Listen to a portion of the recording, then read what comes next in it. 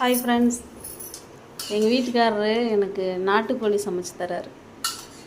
குழம்பு நான் வச்சுட்டேன், அந்த கறி எடுத்து வறுத்து கொடுக்குறாரு. நாட்டுக்கோழி தண்ணி குழம்பு. அந்த தண்ணி இது அந்த குழம்பு இது பண்ணுங்க.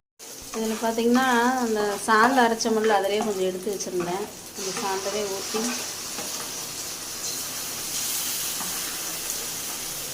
சின்ன வெங்காயம், தேங்காய், சிக்கன் மசாலா, மல்லித்தூள், இஞ்சி, பூண்டு எல்லாம் எண்ணெயில் வதக்கி தக்காளி எல்லாம் அதை அரைச்சி வச்சுருக்கிறேன்.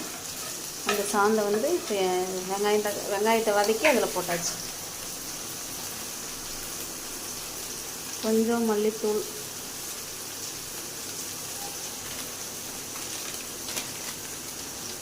இது சிக்கன் மசாலா. ஆனால் இது இப்படி செஞ்சால் அது நல்லாயிருக்கும், டேஸ்ட் நல்லாயிருக்கும்.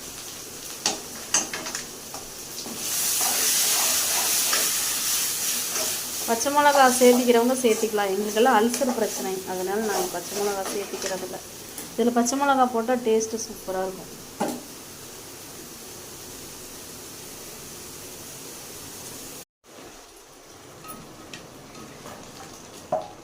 குழம்புல இருந்த கறியெல்லாம் வடித்து எடுத்து இந்த கிரேவி மாதிரி அதில் பண்ணி அதில் போட்டாச்சு. இது கொஞ்சம் கொதிக்க விட்டு கொத்தமல்லி தூவி இறக்குனா சிக்கன் ரெடி.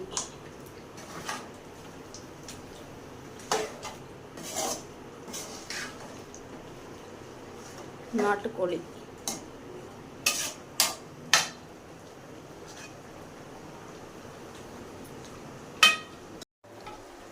இப்போ குழம்பு ஆனால் நல்லாயிருக்கும், நல்லா காரசாரமாக.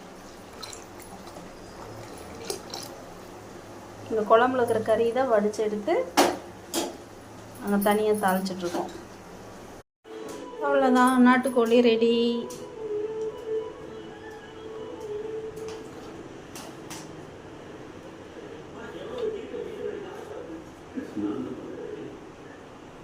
அவ்வளோதான், ரெடி ஆயிடுச்சு.